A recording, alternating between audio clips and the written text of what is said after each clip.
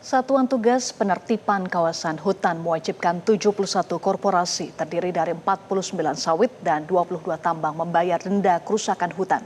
Ya, total administratif yang harus dibayar mencapai 38,6 triliun rupiah.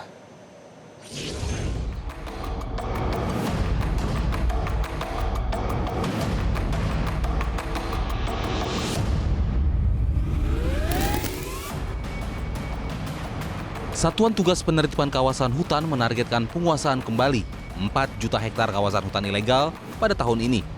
Lebih dari 3,7 juta hektar lahan di sejumlah provinsi telah dikuasai Satgas PKH. Artinya Satgas PKH hanya perlu menguasai 0,3 juta hektar lahan untuk sisa tahun ini. Yang sudah tercapai 3.771.467,31 hektar dan pada akhir Desember ini dalam 2 minggu ke depan akan terpenuhi sesuai target sejumlah 4 juta hektar yang akan dikuasai kembali oleh negara. Lantas terkait kerusakan hutan di wilayah Indonesia, Satgas PK menaksir ada 71 korporasi sawit dan tambang yang wajib membayar denda administratif, yakni 49 korporasi sawit dan 22 perusahaan tambang yang telah dikenakan wajib bayar denda senilai 38,6 triliun rupiah.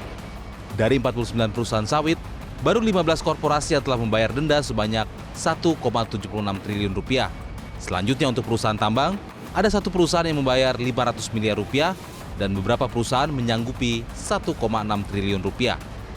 Tidak menutup kemungkinan Satgas Penertiban Kawasan Hutan melalui instrumen hukum yang dimiliki untuk melakukan langkah-langkah hukum bila mana ternyata upaya pemenuhan kewajiban administrasi denda, pemenuhan kepatuhan regulasi tidak diindahkan, maka langkah-langkah hukum sesuai dengan kewenangan dan regulasi akan dilaksanakan.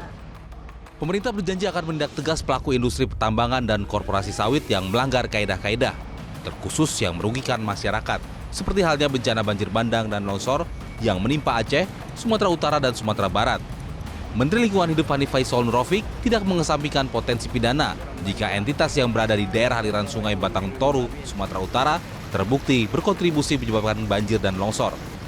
8 perusahaan yang beroperasi di sekitar daerah aliran sungai Batang Toru dan Garoga, Tapanuli Selatan, Sumatera Utara, diperiksa tim penegakan hukum Kementerian Lingkungan Hidup.